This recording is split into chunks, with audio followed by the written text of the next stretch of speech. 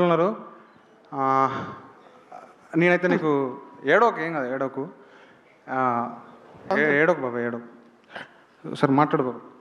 నమస్తే. తీసిన సినిమా మా ఊళ్ళో జరిగింది.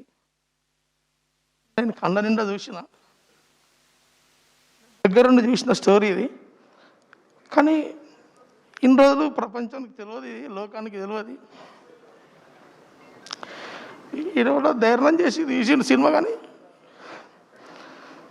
ఇది నిజానికి 15 ఏళ్ళ సంది మా కడుపులో మసులుతుంది. కానీ నేను చెప్పేటోడు ఎవరు, పక్కింటోడు కూడా చెప్పాడు పక్కింటోడికి. కానీ ఇటువంటి బాధ ఎవ్వరికి రావద్దు, పగునికి రావద్దు, పగుని పిల్లలకు రావద్దు నేను కోరుకుంటాను. ఈయన 2-3 సార్లు వచ్చిండు మా ఊరికి. వచ్చి ఆ కథ గురించి అడిగాడు బాబు. అడిగితే ఎప్పుడు చెప్పలే పాపం. ఎండల మా సీన్ గాని సాహిత్యగాడు ఈయన నేను కొంచెం చెప్పిన.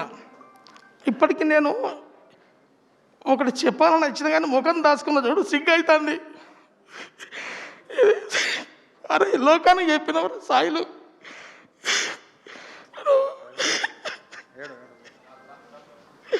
లోకానికి చెప్పినవారు అన్న.